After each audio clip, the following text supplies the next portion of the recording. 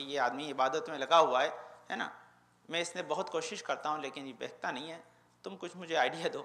تو اس نے کہا آئیڈیا یہی ہے کہ سب سے پہلے والے نے آئیڈیا دیا کہ بھئی میں اس کو کھانے سے بہکاتا ہوں، ہے نا۔ سب سے پہلا کیا آئیڈیا تھا کہ اس کو کھانے سے، کہ اس کو اچھے اچھے کھانے اور لذت دار کھانوں کے اندر اسے جو ہے وہ ڈال دوں گا تو عبادت سے روگردانی کرے گا۔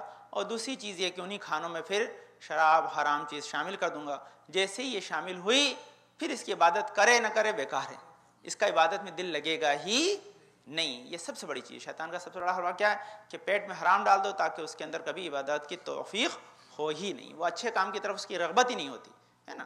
جیسے نا خراب وائر کبھی بھی الیکٹرسٹی سے کنیکٹ نہیں ہوتا، اندر مال گڑبڑ پڑا ہو تو کبھی وہ الیکٹرسٹی میں اعمال کے طرف راغب دل نہیں ہوتا ہے۔ تو اس نے کہا، تو اس نے تھوڑے دن بعد دیکھا، چیک کیا، اس نے کہا نہیں یہ نہیں چلے گا، کیونکہ اس نے اپنے آپ کو اتنا ٹرین کر لیا ہے، اس نے اپنے نفس کو اتنا زیادہ اپنے قابو میں کر لیا ہے کہ یہ کھانے پینے سے بہکے گا نہیں، یہ کھانے پینے سے بہکے گا نہیں، کیونکہ اس نے کھانے پینے کی لذتوں کو اتنا اپنے سے دور کر لیا ہے کہ اب اس سے کوئی کام چلنے والا نہیں ہے۔ تو اس شاگرد کو اس نے ہٹا دیا، بولا تمہارا کام نہیں ہے، تم اس کو بہکا نہیں پاؤ گے، اس پہ قابو نہیں پا سکتے۔ دوسرے کو کہا، تو کیونکہ رہتے ہی وہ جنگل میں تھا، پہاڑ کے اوپر اس نے اپنا بسیرا بسا رکھا تھا، تو لازمی غیبت یہ وہ تو وہاں کرے گا جہاں لوگ رہتے ہوں، یہ بھی مسئلہ نہیں، تو سیکنڈ بھی اس کے پاس آپشن ختم ہو گیا۔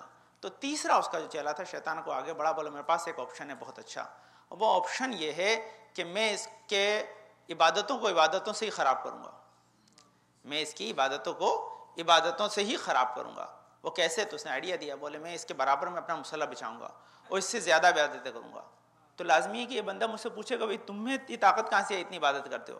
تو میں کہوں گا اس سے کہ بھئی میرے پاس یہ طاقت یہاں سے۔ شیطان کو اس نے آئیڈیا دے دیا، شیطان نے اس کو اپروو کر دیا، بولے تم میرے پکے شاگرد ہو اور میں تمہیں یہ کام سونپتا ہوں کہ اس عابد کو بہکا دو، اس عابد کو بہکانے کی ذمہ داری اب تمہارے اوپر ہے، تم جاؤ اس کو بہکاؤ۔ وہ فوراً عابد جو ہے وہ تیار ہوا، تیار ہونے کے بعد اس نے فوراً ہی جو ہے وہ اس کے برابر میں ایک مصلی بچھا لیا، جہاں وہ اس نے مصلی بچھا رکھا تھوڑی دیر۔ اب مصلی بچھانے کا جب اس نے عبادتوں کو شروع کیا تو کہاں تو جو ہے وہ رکنے والا، ہاں یہ کرے 2 سجدے وہ کرے 4، یہ پڑھے 2 رکعت وہ پڑھے 4 رکعت، تو اس کا مطلب کیا اس کے، اور یہ تو بیچارہ اپنا تھوڑی دیر کھانے پینے کے بھی رکے، یہ بھی کرے وہ بھی کرے۔ اب وہ تو شیطان تھا، اس کو کہاں ضرورت ہے، وہ تو جنوں میں سے تھا، تو اس کو تو بس اپنی عبادت تو اس نے 1 دن دیکھا، 2 دن دیکھا، تھوڑے دن گزر گئے، دیکھا یہ جو بندہ میرے برابر میں آ کے عبادت کر رہا ہے اس کی عبادتیں تو حد سے زیادہ پاورفل ہیں۔ تو اس نے کہا اسے پوچھنا پڑے گا ذرا اپنے امپرومنٹ کے لیے کہ میں تیری عبادت کیسے کر سکتا ہوں۔ تو جا کے بیٹھ گیا اس کے برابر میں۔ اب یہ کہاں رکنے والا، وہ بیٹھا ہوا ہے کہ اب یہ کہیں ایک نماز ختم کرے دوسری شروع کر دے، دوسری ختم کرے تیسری شروع کر دے، رکے ہی نہیں۔ آخر میں وہ بیٹھا رہا بہت دیر بعد، آخر میں اس نے روکا، بھائی تھوڑی 2 منٹ کے لیے رک جاؤ، خالی بتا دو مجھے، ایک سوال ہے اس کا جواب پوچھنا ہے۔ یہ عابد اس شیطان کے چیلے کے پاس بیٹھا ہوا، آخر میں اس کو بہکانا تھا، تو تھوڑی دیر میں بیٹھ گیا۔ بولے ٹھیک ہے کیا سوال ہے تمہارا؟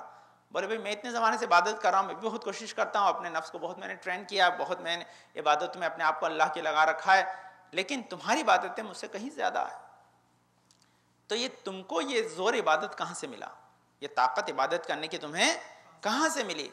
اس نے کہا چھوڑو تم سے نہیں ہوگی، مجھے عبادت کرنا تم جاؤ۔ بولے نہیں مجھے بتا دو تاکہ میں بھی تمہاری طرح عبادت کر سکوں، میں بھی تمہاری طرح عبادت کر سکوں۔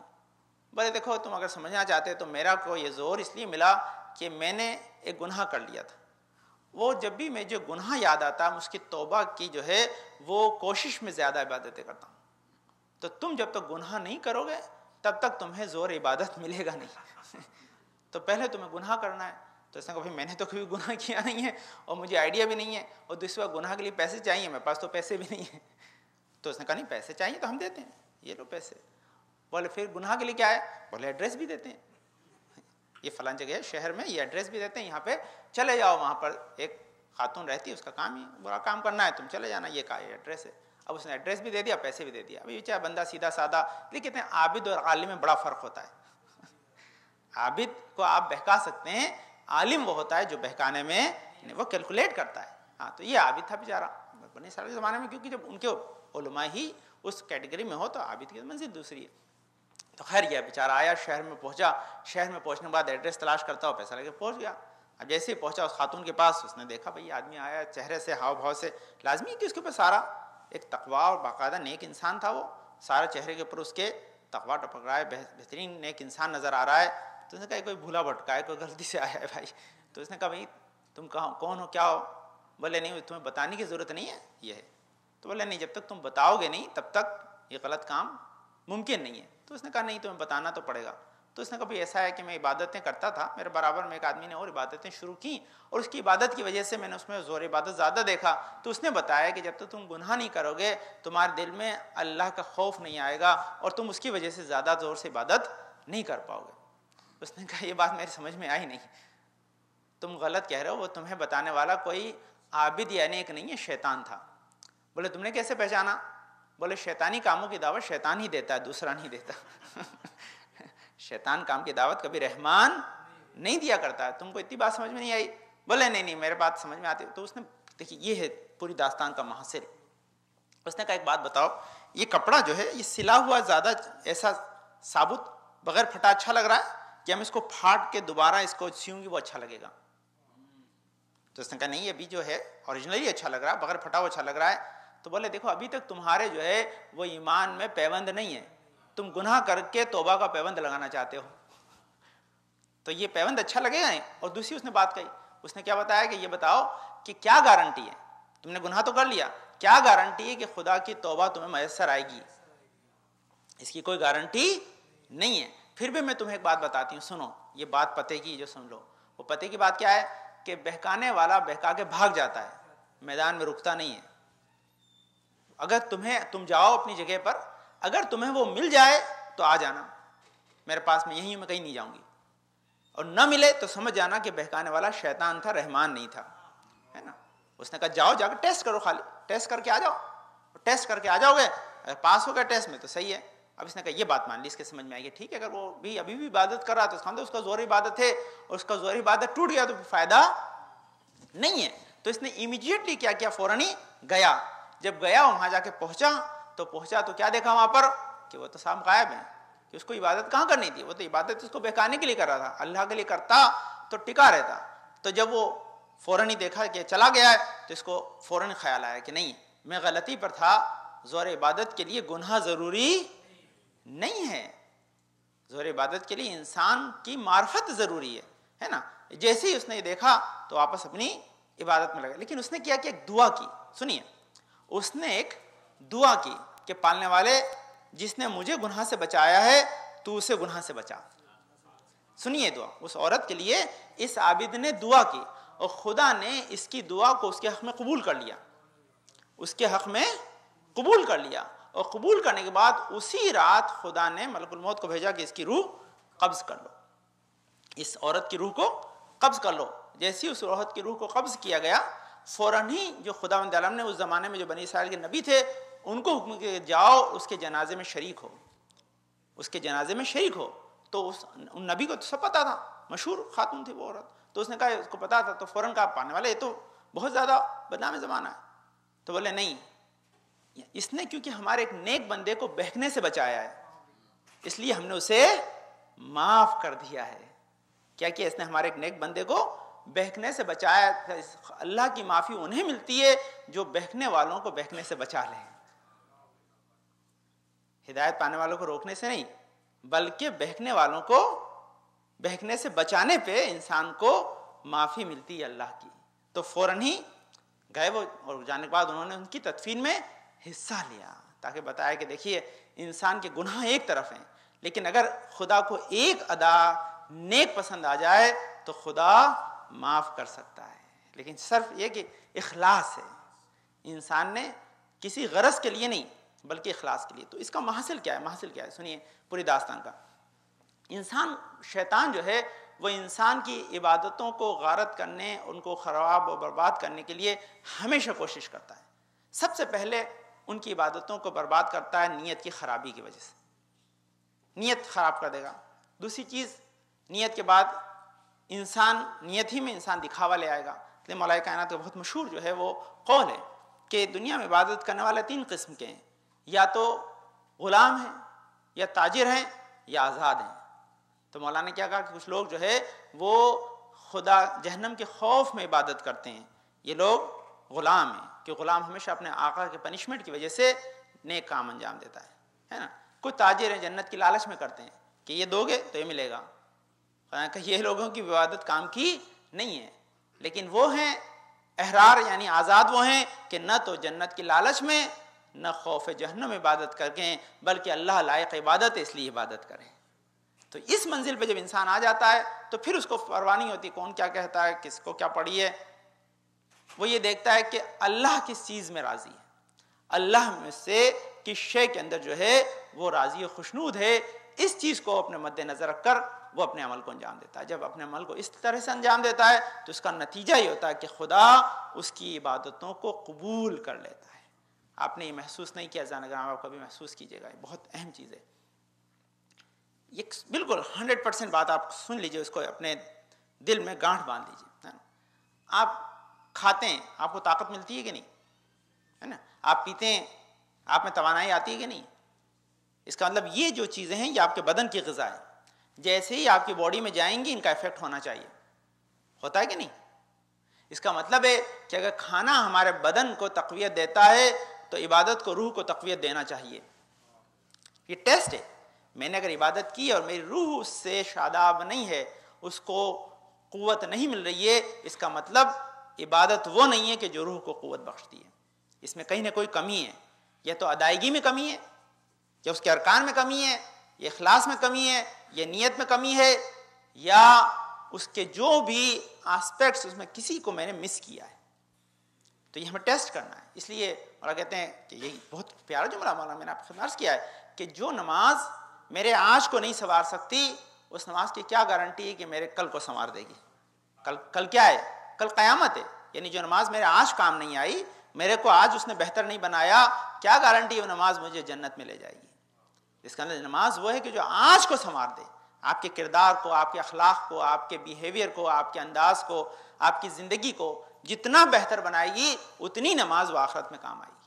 لیکن آج کی نماز آپ کی اگر آپ کو بیٹر نہیں بنا رہی ہے، آپ کی زندگی کو امپروو نہیں کر رہی ہے، اس کا مطلب اس میں کہیں کہیں کوئی خامی ہے، شیطان نے اس میں کوئی نہ کوئی ایسی چیز ڈال دی ہے جو آپ کے نماز کی قبولیت کے اندر مانع ہے، اس کو روک رہی ہے، اس میں اندر ڈسٹربنس پیدا۔ ہمیں اس کو تلاش کرنا ہے، اس کو تلاش کرنا ہے۔ کیسے تلاش کرنا ہے؟ یہ ایک مشکل عمل ہے، اس کے لیے آپ سنیے مشکل عمل کیا ہے۔ دیکھیے سب سے پہلی بات یہ عبادتوں کے اندر انسان کو اس وقت لطف آتا ہے جب وہ کامل عبادت کرتا ہے، جب کامل عبادت کرتا ہے تب لطف آتا ہے۔ لیکن اگر انسان غیر مکمل عبادت کرے گا تو اس میں لطف نہیں آئے گا۔ تو اس کا مطلب کیا ہے؟ سب سے پہلے ہماری طہارت، وضو، نماز، قرات، یہ ساری چیزیں جب تک اپ ٹو دا مارک نہیں ہوں گی، بہتر انداز میں نہیں ہوں گی، اس وقت تک ہم کامیابی سے ہمکنار نہیں ہو سکتے ہیں۔ تو یہ بہت بہت بہت بہت ضروری ہے، بہت ضروری ہے کہ ہم کو ہر حالت میں اپنی عبادتوں کو بہتر بنانا ہے۔ بہتر بنانے کے لیے دیکھیں میں نے آپ کو بارہا کا پھر آپ کو کہتا ہوں، یاد رکھیے کہ جب آپ کو موقع ملے، اس میں کوئی شرم کی بات نہیں ہے، میں آپ کو بار بار کہہ رہا ہوں، اس میں کوئی شرم کی بات نہیں ہے کہ آپ کبھی کسی بھی عالم کے پاس جس کو آپ دوست رکھتے ہیں، کوئی مسئلہ نہیں ہے، کبھی جا کے بیٹھ جائیں، جا کے بیٹھا ہو تو کہہ دیں کہ میں یہ اپنی نماز کو چیک کرانا چاہتا ہوں، کر لیں، آپ کو کوئی نقصان نہیں ہے۔ اگر وہ اوکے دے گا تو کم سے کم آپ کو اطمینان ہوگا، ہے نا۔ اب اچھی بات ہے ہمارے ڈاکٹر صاحب ماشاءاللہ ارشد قیومی صاحب یہاں پہ کیمپ لگاتے ہیں کہ آپ کی باڈی چیک کر کے بتا دیں کیا ہوا ہے، اور مجھے بھی کبھی کیمپ ہی لگانا پڑے گا، اس کے علاوہ کوئی چارہ کا نہیں ہے، ٹیسٹ کر کے آپ کی رپورٹ دے دوں بھائی کہ آپ کی ڈی این اے رپورٹ یہ آئی ہے، آپ کی نماز کی رپورٹ یہ آئی، تاکہ دے دوں۔ لیکن ہم نہیں چاہتے، میں دیکھیں میرا ایک عادت ہے کہ میں کبھی بھی جو ہے وہ فورس نہیں کرتا، میری عادت ہے کہ آپ کو دیکھیے یہ چیزیں آپ کی ذمہ داری ہیں، آپ کی ذمہ داری، اور یقینی طور پر آپ یاد رکھیں کہ جب آپ اپنے علم میں اضافہ کریں گے عبادتوں کے سلسلے میں، آپ کو لطف آئے گا، گارنٹیڈ ہے۔ آپ کو وضو کرنے میں مزہ آئے گا، آپ صحیح طریقے سے وضو کریں گے تو آپ نماز پڑھیں گے، آپ کو نماز میں لطف آئے گا۔ یہ کہیں زیادہ لذت بخش ہے کھانے اور پینے سے، کیونکہ یہ روح کو شاداب کرتی ہے، یہ روح کو شاداب کرتی ہے، اس کے اندر بڑی طاقت ہے۔ لیکن صرف یہی کہ ہم اسے اس طرح سے اپنائیں جیسا کہ اپنانا چاہیے۔ یہاں ایک چھوٹی سا واقعہ سن لیجیے انشاءاللہ، تاکہ آپ اس کو اندازہ لگائیں۔ ہاں میں آپ کو انشاءاللہ اس خدمت میں عرض کرتا ہوں، ایک خاص چیز سنیے آپ، تاکہ آپ اس سے ایک خاص میسج جو ہے وہ لے لیں، ہے نا۔ ایک داستان اور پڑھی سنیے، اللہ کا لطف کتنا ہے، اللہ کا کرم کتنا ہے، لیکن انسان اس اللہ سے روگردانی کتنا کرتا ہے۔ یہ چھوٹا سا واقعہ ہے، بڑا پیارا ہے، سنیے۔ کہتے ہیں ایک دن ملک الموت کو خدا نے جابر ترین، اس کو انشاءاللہ رکھ دیں، ابھی بتاتے ہیں انشاءاللہ کیا کرنا آپ کو اس کو. جابر ترین انسان کو، ہاں یہ دو نمازوں کے بیچ میں بانٹے رہنے دیں. ہاں جابر ترین شخص کی جو ہے وہ روح قبض کرنے کے لیے اسے حکم دیا کہ جاؤ اس جابر ترین شخص کی روح کو قبض کر کے آؤ، جو اس زمانے کا سب سے زیادہ جابر انسان تھا اس کو. تو ملک الموت جانے لگے تو پوچھا فرشتہ ان سے کہ بھائی ایک بات بتاؤ ملک الموت، تم اس جابر ترین سب سے زیادہ جو ظالم آدمی ہے دنیا کا، آج تم اس کی روح کو قبض کرنے جا رہے ہو. تم روح قبض کرنے اکثر جاتے ہو ہے نا. ایک بات مجھے بتاؤ کہ کبھی تمہیں ایسا لگا کہ تم نے کسی کی روح قبض کی ہو اور تمہارا دل دکھا ہو، تمہیں ذرا سا جو ہے وہ افسوس ہوا ہو؟ اس نے کہا ایک مرتبہ ہوا تھا، اللہ نے مجھے ایک عورت کی روح قبض کرنے کے لیے بھیجا جس نے ابھی ایک بچے کو پیدا کیا تھا اور جنگل میں اکیلی تھی. میں جب گیا روح قبض کرنے کے لیے تو ایک عورت، اللہ نے حکم دیا جاؤ اس عورت کی روح قبض کر لو، اور میں گیا تو اس وقت اسی وقت جو ہے ایک بچے کو جنم دیا تھا، پیدا ہوا تھا بچہ.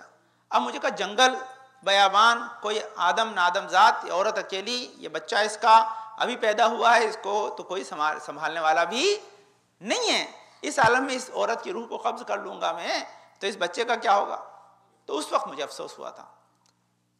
اس کو جواب کیا ملا اللہ کی طرف سے کہ وہی بچہ ہے جس کی آج تم روح قبض کرنے جا رہے ہو.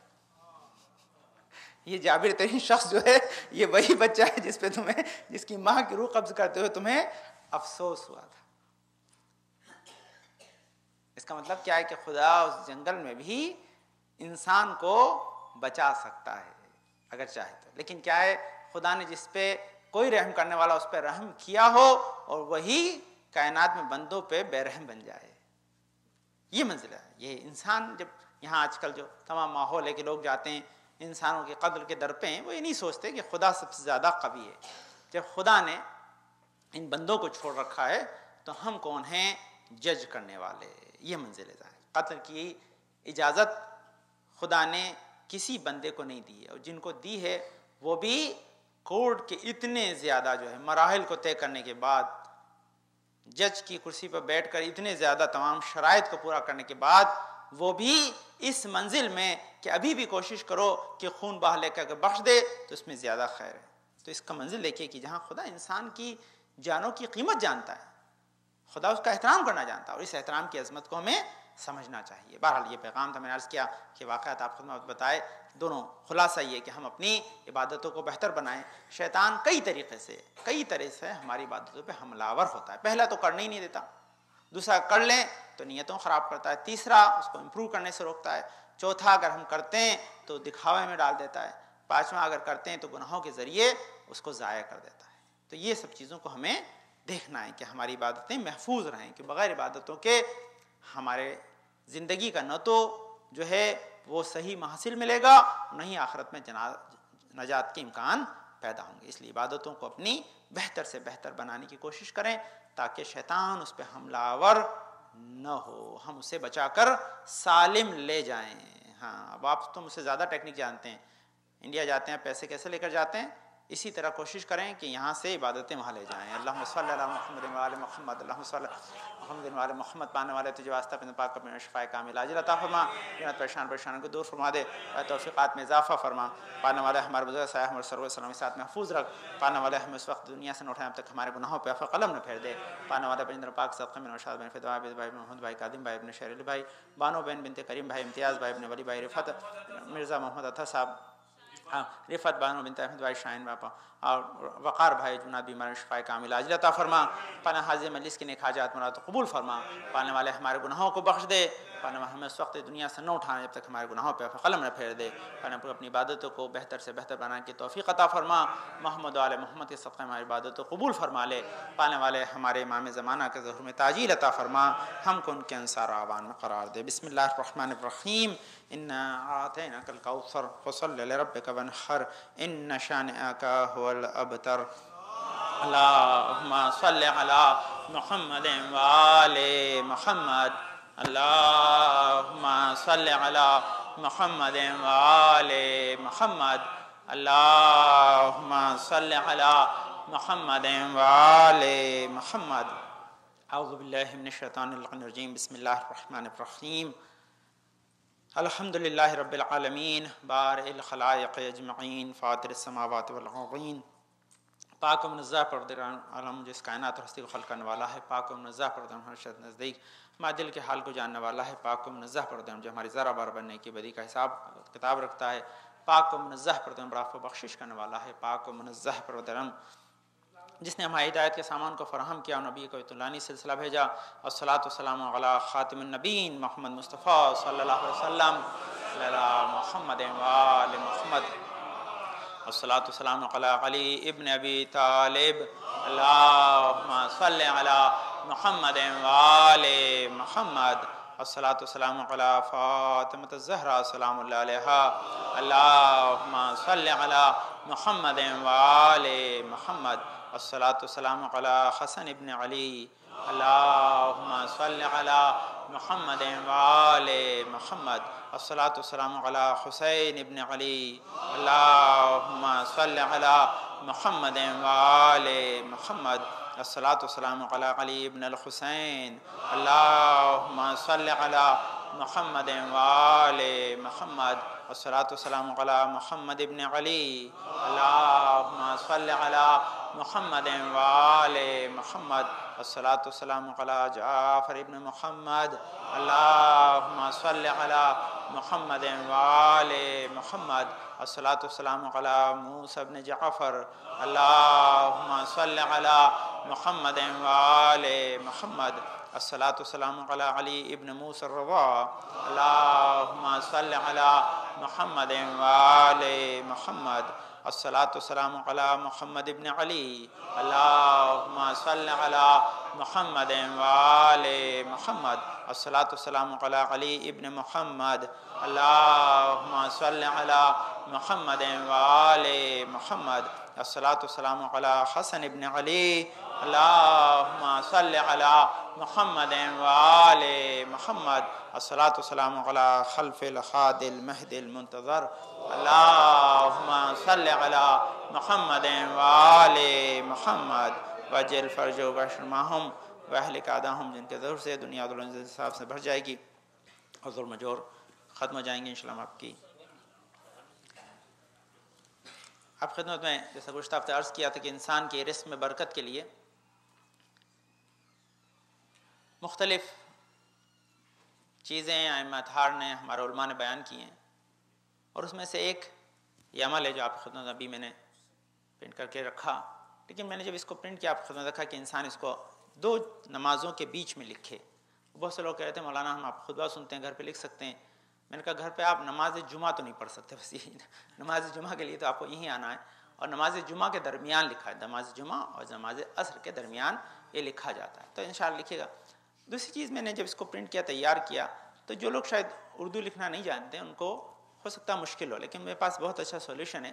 اتفاق سے بھی جو لوگ بیٹھے ہیں اس میں سے میری نگاہ میں کہ آدھے لوگ اردو لکھ سکتے ہیں، وہ آپ کے برابر میں بیٹھے ہیں، تو اگر آپ کو لکھنے میں دقت ہو، کیونکہ اس کو لکھنے میں مشکل سے جو ہے آپ کو 30 سیکنڈ لگیں گے، زیادہ دیر نہیں لگے گی، تو آپ اپنے پڑوس میں دے دیں، آپ اس جگہ بیٹھیں، آپ کے ہر ایک برابر میں بیٹھنا، آپ میں جتنی جگہ دے گا ہاں ہر جگہ ورنہ آپ دے دیں پاس میں، ورنہ میں 4-5 لکھ دوں گا انشاءاللہ، جس کو لکھنے دقت ہو تو وہ آپ برابر میں لکھوا لیں، کیونکہ اس کو لکھنے کا ایک طریقہ ہے، بسم اللہ میں بے پہلے پھر سین پھر میم ایسے لکھنا ہے تاکہ آپ اس کو اسی نہج پہ لکھ لیں۔ اور الحمدللہ اچھی بات یہ کہ میں زیادہ تر اردو لکھنے والے یہاں پر بیٹھے ہوئے ہیں، تو وہ ذرا مدد کریں ایک دوسرے کی، اور اس کو پینسل سے اپنے پڑوسی والے کے لیے بھی لکھ دیں، خدا انشاءاللہ اس کی وجہ آپ کو کوئی برکت دے گا، ہے نا۔ اور آپ لکھ سکتے ہیں تو اب لکھ لیں، اگر آپ نے کبھی ذرا سی بھی اردو لکھی ہے تو آپ اس ہیلپ کو لینے کی ضرورت نہیں، آپ خود لکھ سکتے ہیں، اور اگر نہیں لکھی ہے تو میں 4-5 زیادہ لکھ دوں گا، اور باقی جو لکھے ہیں 1-2 زیادہ لکھ کر اپنے پڑوسیوں کو ضرور دے دیں تاکہ صحیح طور پر لکھا جائے، تاکہ اس کا صحیح اثر آئے۔ یہ اچھی چیز ہے کیونکہ زیادہ تر لوگ یہاں پر بیٹھیں گے، ایک اس کا مرحلہ ہے بہرحال، تاکہ اس کو آپ لکھ لیں اور لکھ کے انشاءاللہ لے جائیں، بسم اللہ کر کے رکھیں تاکہ یہ آپ کی برکت کا سبب بنے انشاءاللہ، ہے نا۔ انشاءاللہ نہیں اسی کو فل اپ کرنا، آپ کو کیا کرنا ہے کہ جو یہ لکھا ہوا ہے اسی کے اوپر پینسل سے لکھ دینا ہے تاکہ آپ کو آیت تو یاد نہیں، اسی کے اندر یہ خالی جگہ چھوڑے، ہاں اسی کو جو ہے آپ کو ٹریس آؤٹ کر دینا ہے تاکہ آپ لکھ رہے ہیں بسم اللہ الرحمن الرحیم، اسی لیے اس کے بیچ میں جگہ چھوڑے۔ جو فونٹ استعمال کیا گیا ہے وہ ایسا ہے کہ جس کی وجہ سے آپ جو ہے وہ آرام سے اس کو لکھ سکتے ہیں نا۔ اور بہت سارے لوگ یہاں بیٹھے ہیں کہ جو مجھے پتا ہے 60% لوگ یہاں اردو لکھ سکتے ہیں جو میں دیکھ رہا ہوں، اور ماشاءاللہ اس کی اچھی وجہ ہے کہ آپ اس کو اچھی طرح سے لکھ پائیں گے نا۔ ٹریسنگ کرنا ہے، جس کو ٹریسنگ کرنا ہے، ورنہ جو پاس میں آپ کے لکھے ہوئے ہیں وہ ایزی امیجیٹلی آپ کو لکھ دیں گے انشاءاللہ، ورنہ میں بہت سارے لکھ کے آپ کو دے دوں گا، کیونکہ اس کو 10 سیکنڈ سے زیادہ آپ کو لکھنے میں نہیں لگیں گے۔ ایک مرتبہ صلوات پڑھ دیں، اللہم صلی علی محمد وآل محمد۔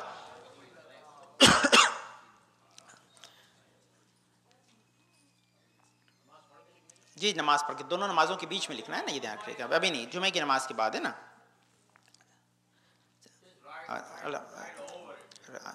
ایک مرتبہ سمجھ، اللہم صلی علی محمد وآل محمد۔